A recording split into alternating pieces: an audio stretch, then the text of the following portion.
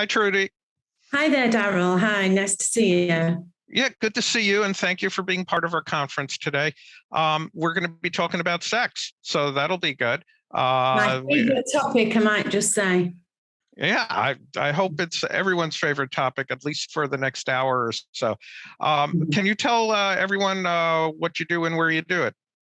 Okay, so I'm a sex therapist in the UK, in Yorkshire, in a little town called Doncaster in Yorkshire. And it's a place that has a very good sexual health service. It's not famous for very much, but it is famous for good sexual health service. So I'm a sex therapist in a clinic that works alongside a doctor who specialises in sexual medicine. So we're a bit of a one-stop shop for anybody presenting with any kind of sexual problems or difficulties, or how that impacts on their relationship and things like that as well.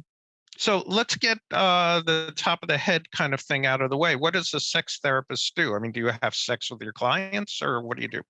No, we don't do that. So it means that lots of talking about it. So yeah, ethically, we wouldn't do any hands-on, any touching at all, but we are, so it's not like general counselling where it's talking about things. There's much more homework involved or practical advice given, ideas about enhancing sex. So it's about how people can improve their sex lives or recovery after maybe where there's been an illness, and certainly in the circumstances of this conference around after or newly diagnosed with prostate cancer. So we will see patients and treat them for that, and their partners as well. It's important, I think, to not forget partners in all of this. Yeah, I mean, if you're lucky enough to have a partner, great. If not, you probably want one. So, but this will be important. This will be a good talk for guys who don't have partners as well, who are at home and want to enjoy orgasms and masturbation and such. Absolutely. Solo sex is sometimes better because there's less pressure on yourself, and you can just actually explore your body and think, what do I like? Where do I like to be touched? How do I like to be touched? And what can I do to enhance all of that? So I'll work with a lot of men who are single, or maybe just want to get more confident sexually on their own, and then consider a relationship, whatever that might be. It's about being happy sexually, whether that's on your own or in a relationship or having a number of partners, whatever that is. It's about you being happy sexually. That's a nice way to put it, being happy sexually, because too many times we're talking about erectile dysfunction and then replying, can you get an erection? And then the goal is to get an erection. But absolutely. You may not have to have an erection to have an orgasm. Isn't that right? Absolutely. It's about, because that's the other thing I focus on, about pleasure rather than, we're at 0 and we have to get to 10 and there's no erection and it can't stop until it ends in either full ejaculation, which, as we know, a lot of men who will have had prostate cancer won't actually be able to ejaculate, but they will be able to feel orgasm. And that's the important thing. It's about the pleasure and enjoying that journey rather than keeping the focus just on the destination as well. And again, whether that's on their own or being sexual, or maybe even getting a little bit of an erection and letting it go, and then enjoying getting it back a little bit again and letting it go again. Because sometimes men will panic when they get an erection and then they lose it. And the minute you panic, the way I explain it to the patients that I see is, the body's a bit like an egg timer. To have good sex, we need to have a really nice sexual thought or an image or an idea in our mind. And that sends the signals around the body and gets the blood flow pumping in the right direction. So, of course, for men, in the main, they will feel arousal and get an erection or some sort of response in the penis. But the minute we panic and think, am I going to get an erection? Will I keep it? What if it all goes wrong? We might as well stand them on the head, because all that good blood flow will just vanish. And of course, the erection or the arousal feeling will just go, because the adrenaline kicks in and kills it. That's what can happen. So I always encourage people to think, forget what 10 looks like. Let's start with 1 and let's see what, just even feeling a bit of arousal or imagining something sexy in your mind, whatever that might be, some sort of erotica, or maybe even looking at a bit of erotica or some porn as well, maybe. And there's lots of good porn around. I think people get a bit hung up about, you should never look at porn, but there's ethical porn around, or female-friendly porn if you're in a heterosexual relationship. And it's about getting to a point where it's just another toy in the toy box. It doesn't have to be pornography every single time you're going to be sexual, but about being able to use some of that in your own imagination as well, and just changing it. So we don't want the same thing. You don't want steak every night, do you? You'd get fed up a bit. Sometimes we just want a basic burger. And so to change it around a little can sometimes be good. It can be fun to do that. And many men with prostate cancer are told not to eat meat, so steak every night probably isn't a good idea at all. But whether we're doing Mediterranean diet or the American diet or whatever, or the Yorkshire diet, perhaps. We'll talk. We're going to talk very practically, very hardcore. And hopefully, like at the end of this, people have 2 or 3 things that they physically can do to make themselves come, to have some orgasm experience. So you mentioned porn. One of the things guys in our support groups wonder is where to find it online, and then how not to feel embarrassed that somebody could catch them looking for it. So just as a quickie, there's a website called DuckDuckGo.com. DuckDuckGo.com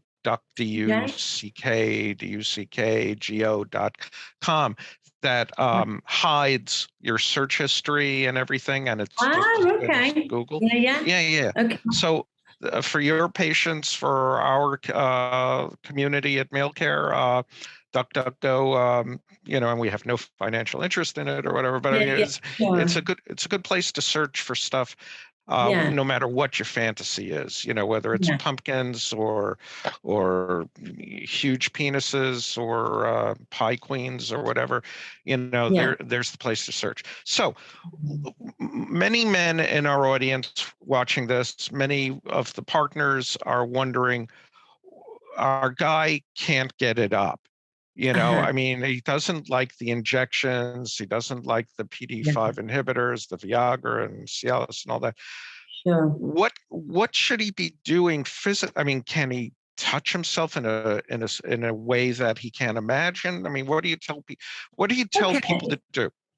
Yeah, so if it's somebody with post-treatment, you still want to know, what was it like before? What was the kind of sex? What did they participate in? How did they masturbate as well? Because some men will masturbate in a particular way and might be a little bit different. And so they might need to alter how they masturbate. They might need to maybe hold the penis tighter.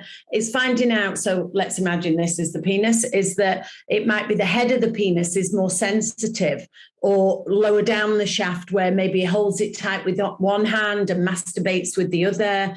Maybe a really good thing, and I think it's really nice to do, is to use really good lubricants as well. Not sticky gel type stuff, but like some of the Yes lubricant is particularly good. I kind of fished out the leaflet here, which I'm assuming you can get over in America as well, and Canada and various places, wherever your clients are watching. But they do an oil-based lubricant and a water-based lubricant. And what is really nice is that I'll just take this out. So I'm just going to sort of show you how I show people in my clinic, is that, so it comes out and it's quite creamy. And what is nice about this lubricant is it's almost sperm-like in colour as well, and a sort of texture. So if somebody can't ejaculate anymore, the way I demonstrate it is like this. So imagine if this is either, if you're in a heterosexual relationship, the vagina, or if you're in a same-sex relationship and it's your male partner's bottom that you're being sexual with, is if you massage that around and imagine this is the penis, it makes it really nice. It's slippy and slidey. It's really relaxing. It can feel pleasant straight away. You wouldn't book in and have a massage somewhere and expect them to do dry hands on dry skin, because it can feel like it's burning. But if you use something like a nice oil, and then, oh, it's so slippy now, I can't open it. But then we add in the water, is that then what happens is you get it and it's even wetter. So it feels slippy and slidey. So when orgasm can occur, it feels like there is liquid there. It's not sperm, obviously it's not sperm, but it still feels like there's something. So it can still feel really, really nice. And for some men as well, after certain treatment, they will leak some urine as well. And that's okay, because it'll just mix in, it'll just blend in a little bit nicer, but it feels nice. So it helps the body relax. And the more relaxed you get, the more aroused that you can get. And they also, this same company, and I'm not being paid by them, I might just add, they do one for anal sex, which protects the skin within the anus as well. So the pH balance is correct. So it's much healthier to use. And the name is amazing. They called it Yes But, which is super. But again, it will give all of that. And you can use that on your body or anywhere. So I would be saying to a guy, what did you like before? What sort of feeling did you get? What now when you touch yourself? Where can you feel sensation? Where does it feel nicer? And focus in on that. And to use maybe vibrators as well. You can buy male vibrators that are much stronger, that you can put the penis in between, it vibrates, so that if you've got less sensitivity. Some of those are quite expensive, but depending on where you are in the world, sometimes they are available either through whether it's charity sort of that you can access, or whether you have a health service or with private health that you can. But also put in like a cock ring over the penis at the base. And if you put the vibrator under the penis, so it's vibrating against the testicles as well, that feels a lot nicer for men. So sometimes having the rings on, I don't mean the constrictive rings with the vacuum device, because some men really don't like them at all. So if they don't want to use something more medical, using one that's a bit sexier, that's bought at a sex shop, that's got the vibration on it, and then masturbating with it. Or again, you can buy, the minute we're not in our clinic, so it's difficult for me to show you things because, of course, we're all back working from home because of the whole COVID situation. But you can buy what we describe as a flashlight. So it looks a bit like a torch with a lid on. So it's very discreet in your house. But you take the lid off and it's like a vagina. And so you can practice putting the penis inside with the lubricant and put that on you so that you can masturbate into it as well. So again, in terms of if you want to feel more confident or you want to experience more vaginal sex, or again, you can buy the same with an anus and practice in the sex with that. So there's so many more other choices out there, but it's about keeping in your mind pleasure and fun rather than medical. Everything becomes very medical when you've had or you're diagnosed with prostate cancer. And as much as all the medical treatments are amazing, for a lot of men and their partners, they will have lost a lot of confidence. And so you want to be rebuilding that as part of this process. And that's my job in the clinic. That's the bit I do. So the doctor will do the prescribing, whether it's tablets or injections or a vacuum device with rings. For me, I'm about getting the fun back and thinking, actually, let's take this as an opportunity to find out, what do I like sexually? Rather than maybe what we've done for years, that's what we used to do. So it's a chance to rethink it and think, well, actually, I've never tried that, but I do really like it. You know, maybe dressing up, maybe toys, maybe role play, looking at porn, listening to, you can get some great downloads of erotic fiction as well. So you don't even have to hold a book and try and use a vibrator at the same time. You can have it through audio as well. Telling each other stories with your partner. Sometimes that can be sexy if you have got a partner relationship.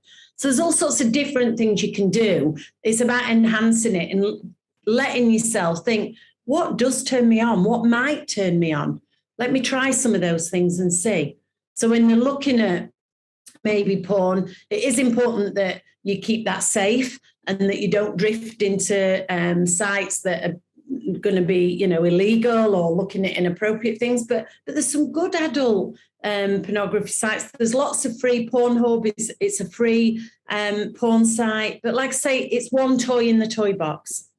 Yeah, because don't forget our brain. This is the biggest sex organ, the brain. Men think it's their penis. Sadly, it's not. It's here. It's the brain. That's the important. And prostate cancer hasn't messed with your brain, outside, sexually at least. Yes, absolutely. let's unpack a few of the wonderful things you've just spoken about. The idea of, I mean, it sounds like everything you've mentioned is about not letting things get in the way of enjoying sex. Absolutely. Yeah. Yeah. So Yeah. the idea that medications may or may not work, but they get in the way in an emotional way. I mean, I've just Yeah. taken a pill to have sex, which I've never done in my life. I mean, Yes. Yeah. or I've just injected my penis, Yeah. I mean, Yeah. which no one has ever done in, the history of Absolutely. peoplehood, Yeah. Yeah. until Yeah. recently, So the idea of finding ways to enjoy sex and Yeah. to have orgasms or come close at least, Yeah. without having externals, like pills, Yeah. injectables, Sure. vacuums and stuff. Yeah. That's a Yeah. benefit. Not to say those are bad things. They're not, obviously. And if you're enjoying using them, absolutely continue. But for many men, this is another It something is. else to think about. Yeah, or if they are using things which are really good, I would certainly be saying, if you're having tablets, to not use one on demand an hour before sex. I would be saying having a daily dosing. Let's keep that penis alive. Let's get morning erections returning, all of those sorts of things. But then still do the playing. It's no good taking a tablet and think, right, okay, when does the erection turn up? It's about, that's there, yeah, that'll do its bit, and just make that part of any routine that, if you have blood pressure, you take your blood pressure tablet, if you've got diabetes, you take your insulin. Just make it part of your routine. But then your sex life, it's about still making it fun, not waiting for it to happen. So see it as a new beginning, a fresh start, and then start to think, if you're on your own, experiment away, try different things, try different textures. What do you feel like? Is it through clothing that turns you on a bit more? Do you need to be a bit harder on something? Do you need a surface that you need to use? Is straightforward masturbation with up and down as masturbation not enough? Do you need tighter friction somewhere or something to do it into? As I explained, you can get different things that you can use, like a pretend vagina or an anus, or whatever you would normally do. It's okay. It's okay to try things, and you have to give yourself permission to do that, rather than thinking, well, this is it, my sex life's over. It doesn't need to be, because the focus, as we go back to that 1 to 10, what does 2 feel like? What does 3 feel like? Do I need to be watching something else visually to get a little bit more aroused? What does orgasm feel like to me? Can I recall what it used to feel like, and feeling what that pleasure is, and enjoying the pleasure in it, but fun as well, making it fun. You've got enough medical stuff going on with the prostate cancer. So that's the time to almost step off the world and give yourself permission to be a sexual person, no matter how old you are, no matter what age you get. It's about being a sexual person, because that's so important to us as well, to be a sexual person. Many men watching, well, anyone who's had prostate cancer treatment no longer has ejaculate, no longer has the ability to ejaculate. And many men come to our support groups and say, I did this, I did that. I think I orgasmed, but I don't know. How does a man when a man comes into your office or whatever and says to you, I have no ejaculate, how do I know when I've orgasmed? Which sounds like a wacky question, but it's no, it's absolutely true. And I think that happens sometimes when there's so much tension in the pelvic floor, because they're trying to get to orgasm, and so they almost don't feel the release in their head. So that's why I say to them to enjoy the build-up, get aroused a little bit, or if they can get some erection, get a little bit of erection, but then let it go. Enjoy the letting go, but enjoy it coming back and building that little bit more, and relax that pelvic floor. Pelvic floor exercises are really good after prostate cancer, and certainly before any treatment of prostate cancer. All men should be doing the pelvic floor exercises. Women are told when they have babies all the time, it's always told to women to do pelvic floor. And in the past, it wasn't ever really encouraged for men to do it. But actually, the pelvic floor muscle enhances sexual function.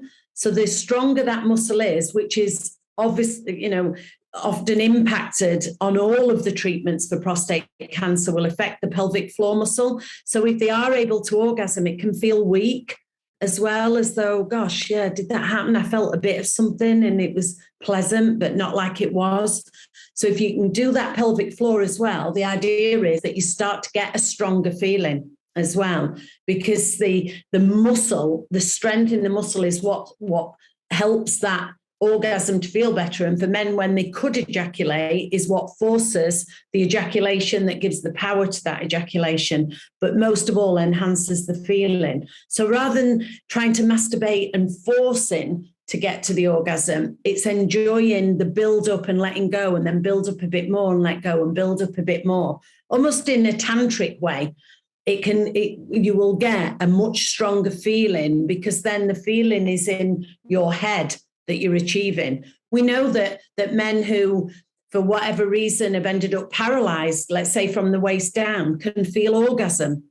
And yet there will be no sensitivity to touch of any description on the penis, because it's the brain that you want it, rather than, because a lot of men will go into performance. Is this working? What's happening now? Am I getting anything? Rather than participating in what's going on. So staying in the moment and thinking what they need to get that more arousal, that better feeling, what enhances it.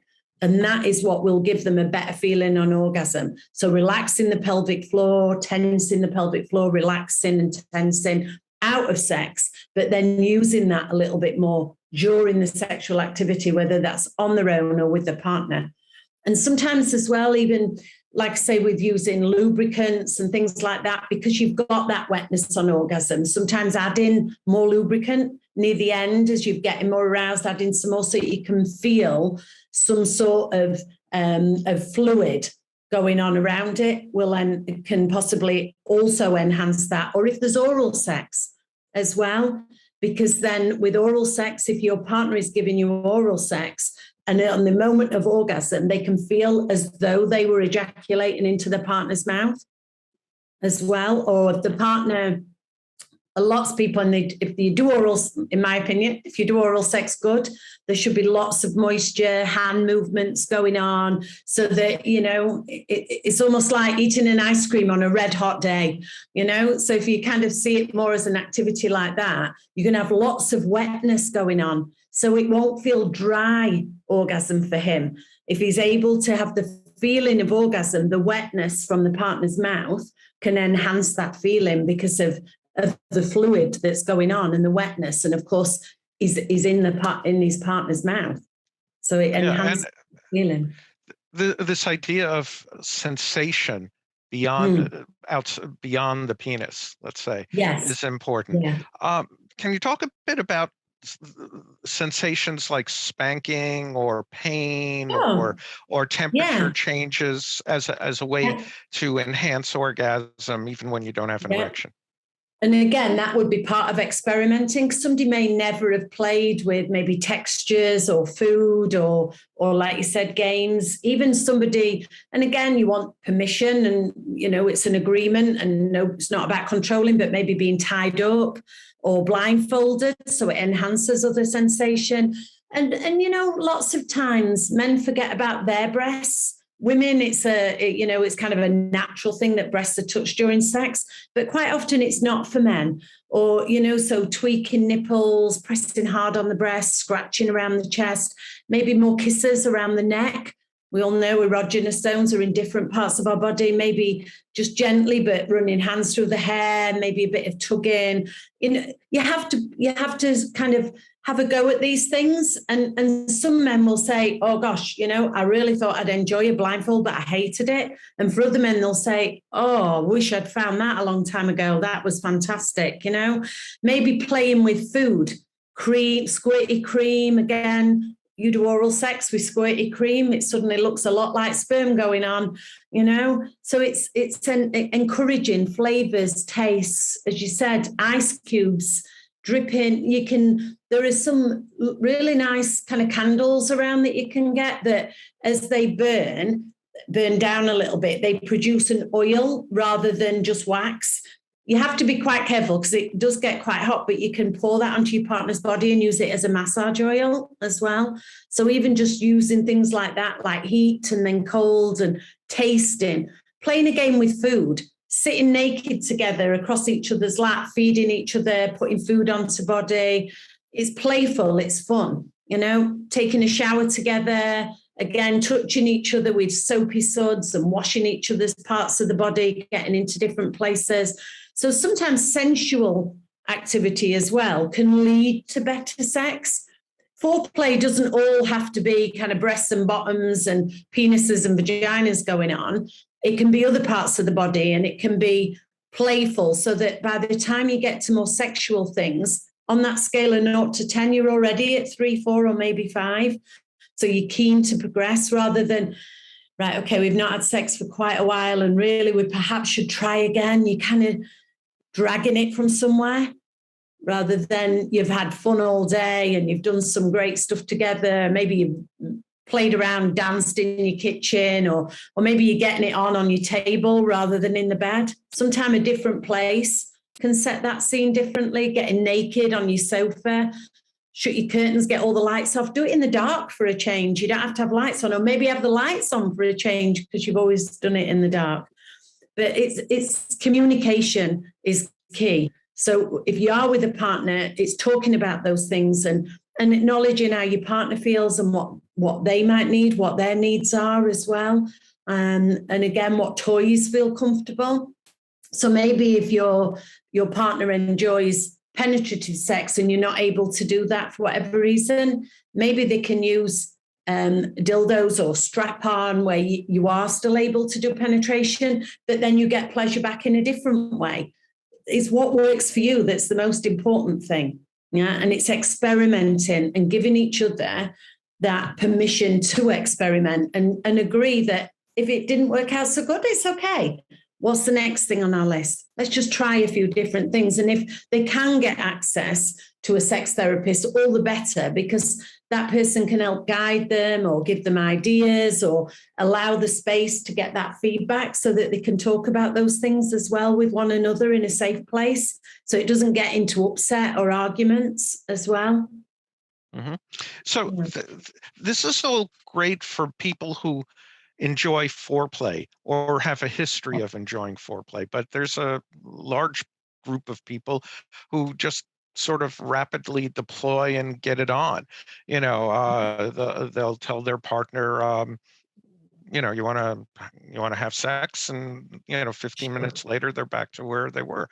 So what strategies for guys who are just not into foreplay and never have been and probably won't enjoy they should try, but probably just want to get it on somehow. What strategy for somebody who just wants to have an orgasm?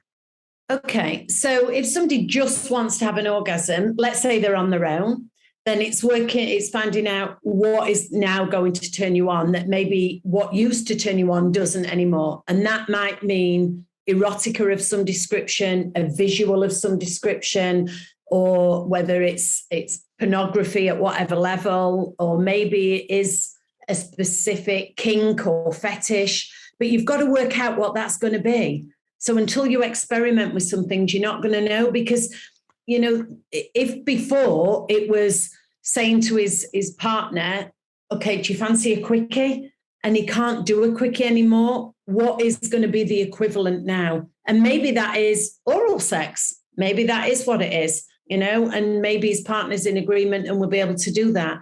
Maybe if he hasn't got a partner, maybe it is just masturbation to pornography or audio erotica or images he may have collected on pictures, or maybe his partner is sexual in front of him and he can watch that while he masturbates himself. But he may not be able to just have a quickie anymore. That might not be possible. There are going to be some things that aren't possible. And we have to be honest about that in our sessions when we work with people. It may not be like it used to be, but we have to find out what is hopefully going to be better than good enough, but sometimes there has to be a good enough model as well. And what what is going to work for them that is a quickie. And as long as they're okay with that, then that's fine. But only them are going to be able to work that out, because maybe just a quick masturbation like they used to do, so nipping into the bathroom and it takes them a couple of minutes, that might not be a possibility anymore. But if it is, then, hey, yeah, go for it. Absolutely. And that might be able to happen without an erection. And that's the learning. It's that I can still have a quickie, but I don't get an erection, but I can still reach orgasm. And it's understanding that. And until you experiment with it, you don't know. Because a lot of men, as you said earlier, think, well, a quickie means that I either masturbate or I have sex and I ejaculate. I reach orgasm and I ejaculate. But when there's no ejaculation, they don't always feel where they've reached orgasm. And until they learn what that new feeling is, then they can start to build on having a quickie again, whether it's on their own or with their partner. Yeah, and it's sort of a parallel to like a COVID environment in this sense. We're not going back to what life was like before COVID. You know, I'm in New York City. New York City's not going back to life what it was like before 9/11. You know, I mean, this is your reality, and it's going to be this way probably until the day of your death. You know, you don't have ejaculate. You know, your erections are challenging. Orgasms, etc., are challenging. So now, how to turn lemons into lemonade, and thank goodness you still have an imagination, and you still have stories to tell yourself and to participate in your imagination. Absolutely. And that's what half the battle is often getting men or their partners to accept this is how it is now, but it doesn't mean you have to stop having sex. But once you accept your situation and your diagnosis and what's happened, it's then you can build on. If you keep looking back, you trip up and fall over. You have to look forward and think, well, let's see it as an opportunity to explore and maybe do something different we've never done before, like role play, maybe spanking or playing games or dressing up or the telling stories, or even being able to do that to yourself as well.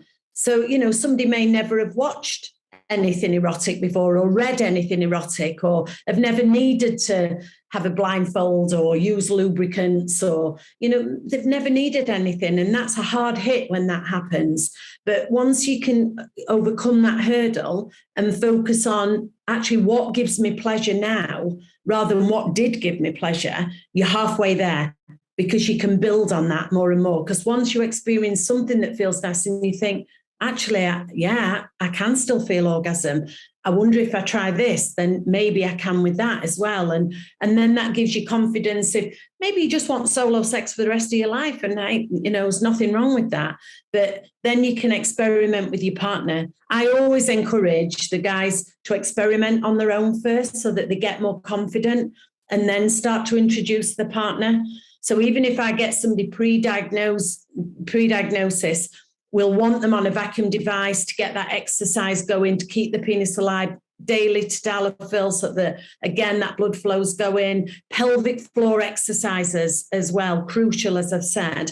And then try and keep that penis alive for as soon as they can, as soon as they're able, as soon as they feel recovered, to be able to then be more sexual.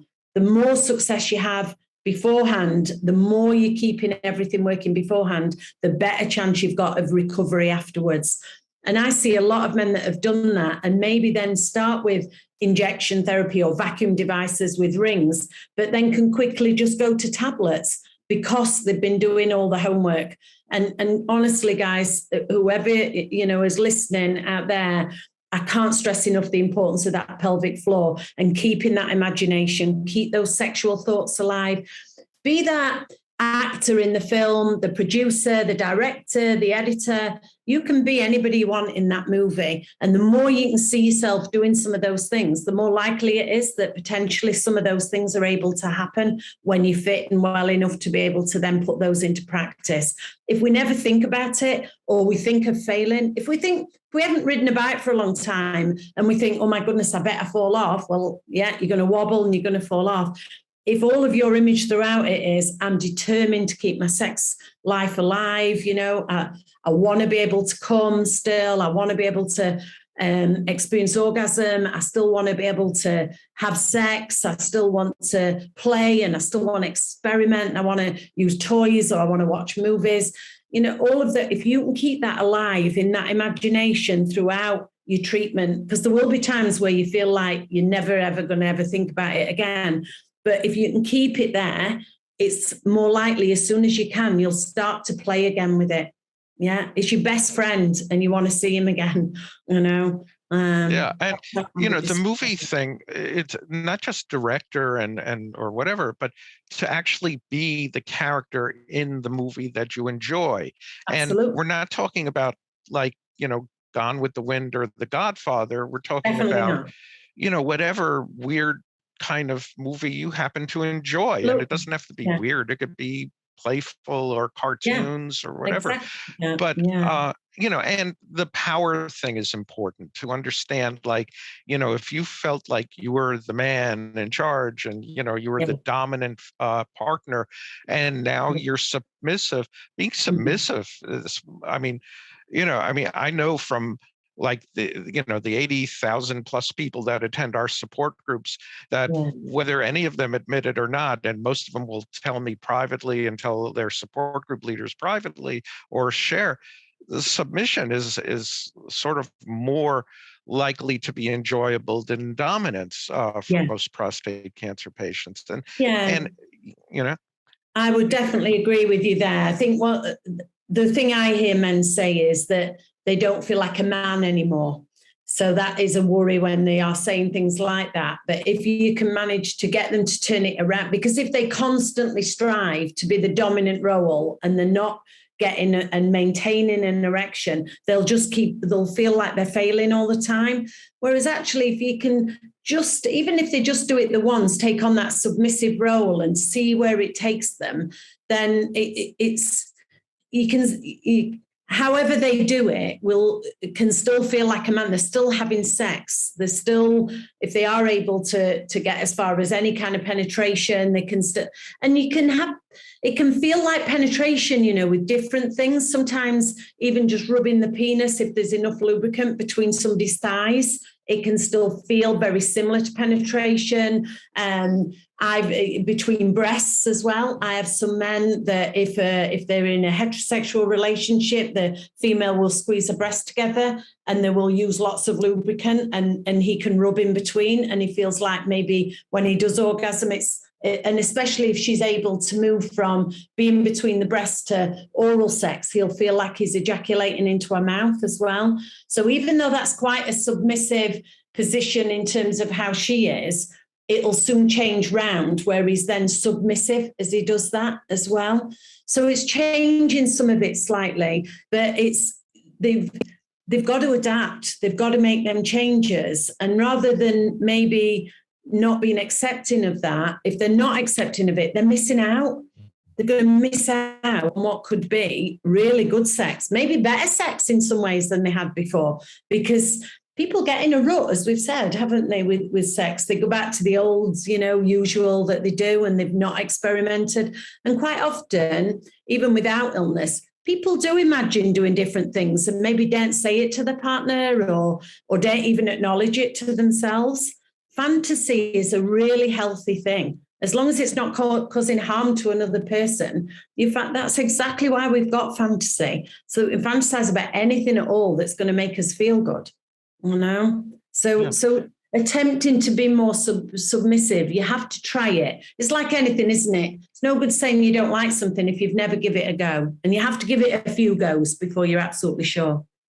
Yeah, and I'm trying to think of a pithy way to say, as we bring this presentation to an orgasm or to close or something. But let's spend like 5 to 15 minutes or whatever it takes, whatever is helpful. What do you say to male and female partners to help their guys out? Okay, I think that what happens is the focus becomes on the person who's got the difficulty, but obviously the partners may feel that, they would still like to ask for certain sex things and maybe feel they can't. And I think that open communication is really important. So to still be able to express your wishes and to say what you'd like from your partner sexually. So certainly for a heterosexual couple, for example, the man might be so focused on getting the erection, and if he does get an erection, you've got to get to penetration because it might just go, and she could be missing, him touching with fingers or oral sex. She might be desperate to just feel that, or would really like to use a vibrator together. So don't forget the partner's sexual needs, and it's same for in a gay relationship. Who was top and who was bottom before, and that might have to suddenly change or be renegotiated in some way of what might be happening. But we get hung up on the person that's got the difficulty, but it often leaves the partner with a difficulty as well because they maybe can't express their wishes. So it's a two-way communication, having a time to just sit, or maybe write it down if you feel verbally you can't do it. So sometimes I do exercises with people where, if I had three things I wish you'd do to me sexually, or three, I feel really close to you when you do this, or, and so that's part of their journey as well, because they're going to have to adapt sexually as well as the person that they're with. It's not just the person who's had the illness or had the treatment or having treatment right now. It's their partner as well. And so be open, be honest, and share that, and then enjoy that journey together, finding each other again rather than avoiding it. Because often the partner will be avoiding sex so as not to upset that person. So you've got almost two separate conversations going on, and everybody second guessing what their partner is thinking or feeling or wanting as well. So be open and honest. It's okay. Yeah, and patient too. I mean, this is a long-term project, unless, you're just dating somebody for a couple of weeks, you're in it until both of you are dead, and that could be hopefully many, many, many years. Yeah. Orgasm may not happen this year. It may happen next year, but it only happens with slow and steady progress and, conversation and just playing and trying things. It is. And not to beat yourself up if something doesn't work. So that's why there should be more than one toy in the toy box. Because if they hone in on, right, okay, they've given us that injection, or, I'm now on the tablets, everything's supposed to work, and then it doesn't, it's like, oh my goodness, nobody then talks about it. Everybody's upset. Often there's tears. There's the whole rolling over in bed, and it's the elephant in the room. Whereas if you're already prepared, you may not need lots of other things, but if they're there, they're quite nice to try anyway, just to see. So if they have got some toys, particularly vibrators, I mean, even the female vibrators feel wonderful on a man's penis, particularly around the frenulum or gently on the testicles, or, stimulating the anus a little bit as well. Even just touching in different places that maybe they've never experimented or touched before can be good fun. So I would say have a whole heap of resources and ideas, and some you're going to love and some you're going to hate and some you'll be indifferent to, but you'll be left with at least enough that's going to make sure you have a happy sex life forever. Yeah, and it's I'll validate this idea of vibrators. I mean, the female vibrator works just, I don't know where the male vibrator can be purchased, even if there is such a thing. Obviously there is, and I've seen the sleeves. Yeah, there is. There's a very weird one in a Danish company that just did a Kickstarter campaign. But there are all sorts of things that you enjoy. Medicare do one. It looks like hair straightener, so it looks a bit odd, but actually on the penis it feels incredible. So they often use it in different settings like that. So again, it's Just see it as a toy. You have to play. It's a bit like the lubricants. You don't want to stop activity and think, oh, I'll just put everything on. What you need to do is say, oh, let me put you some on. You put me some on. How good does that feel? And you're kissing at the same time and, maybe squeezing at somebody's bottom, or like you said earlier, maybe a bit of spanking, or maybe you're tugging at somebody's hair or just pulling them towards you. Proper full-on snogging going on, real kissing with, using tongues if you're comfortable with that, whilst you're doing the lubricant, while you're getting toys out and playing. Make it part of it. Make it part of the sex itself. And the head game of being in a movie or a historical drama, being Henry VIII or some Roman general or a slave, or gender switching, whatever, I mean, we tell our support group leaders to tell everyone in a group, no one can read what goes on between your ears. Exactly. So whatever, whatever you're thinking, go with it. If it's fun, if it helps you come, go for it. That's no one the whole point of fantasy. It's a fantasy, isn't it? So you make it as big and as beautiful and as exciting as you want it to be. Yeah. So where do people find sex therapists?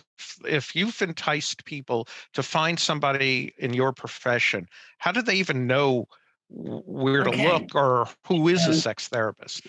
Okay, so in the UK, we have a register of sex therapists, so it's not a general counsellor. So an accredited sex therapist will have done at least another 2 to 4 years extra on top of any other training. And that is the College of Sex and Relationship Therapists. So it's cosrt.org.uk.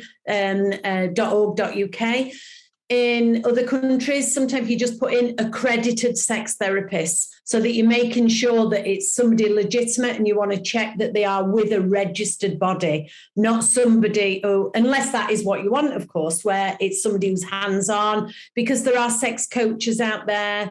That's a different thing altogether, or somebody who you pay and maybe you're sexual with. That's a whole different thing, and people can make a choice to do that. But you want to make sure they're registered and they're very clear that this is about talking therapy and about helping people enhance their sexual activity. So you can, I would click on a person, have a read, see what their CV is, that sort of thing, and check it out. Do your homework. See what other people have maybe reviewed them. Ask your doctor, whoever your doctor is. They should have links with sex therapists if they're not available directly in, certain places in the UK you can access on the NHS. So like my clinic is not only private, but we have NHS contracts. So they're quite fortunate they can see me without having to pay. So that hopefully there are places, maybe through, if they've got health insurance, they could access. But you want somebody who's accredited in sex therapy. So a sexologist, psychosexual therapist, general counselors are wonderful to talking about maybe anxiety or worries, or relationship therapists or something. But this is about sex.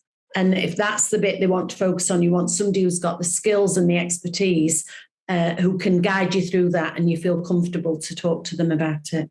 Right. And is sex therapy something like a one-time visit, or you see your patients? No, normally you would see, it can be, it depends. Sometimes just some general psychosexual education can make all the difference. For somebody else, they may have maybe 6 sessions. With our NHS, depending which contract it is, they are allowed to have between 8 and 12 sessions. So it's quite a significant number.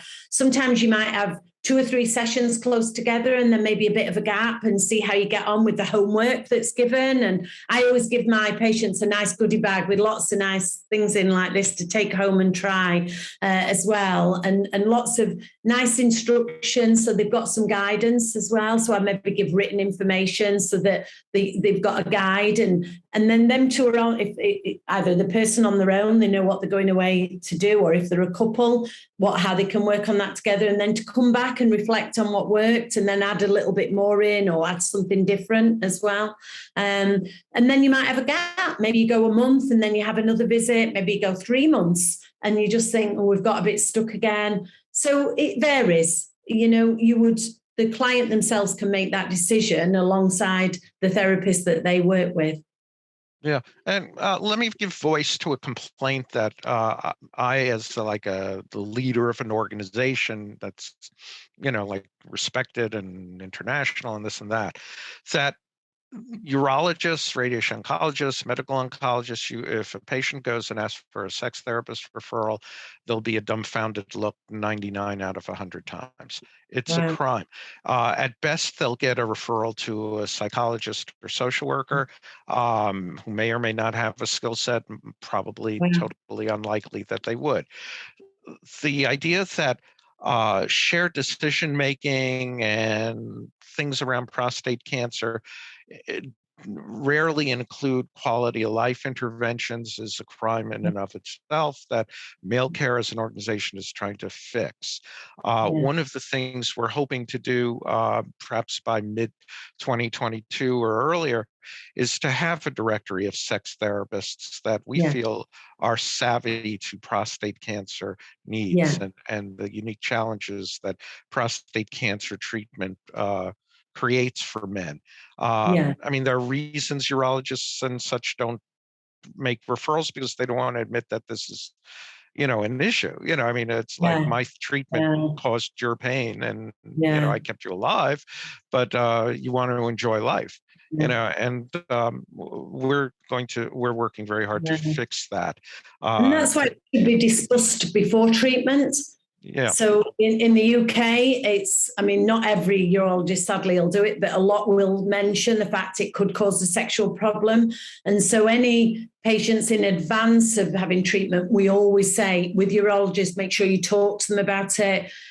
Because we've got the register in the UK, it's possibly a little bit easier and a bit more encouraged. But you're right, I hear all the time, nobody said to me this had happened, or nobody said I could get help. Why haven't I been sent to you sooner? Maybe they've gone back to the GP and it's a year after treatment because nobody mentioned it, which is very sad. When the longer you leave, there is a real reality to, if you don't use it, you'll lose it. It's very important that penis is still being used all the time, Well, Malecare is going to help people use their penises. Absolutely. Yeah, definitely. Get that message out there. Trudy, your patients are lucky to have you. We're lucky to have you in our conference, and welcome to Malecare's faculty. Yeah, and thank you for having me. Okay, so see you around. Okay, thank you. Bye. Bye-bye.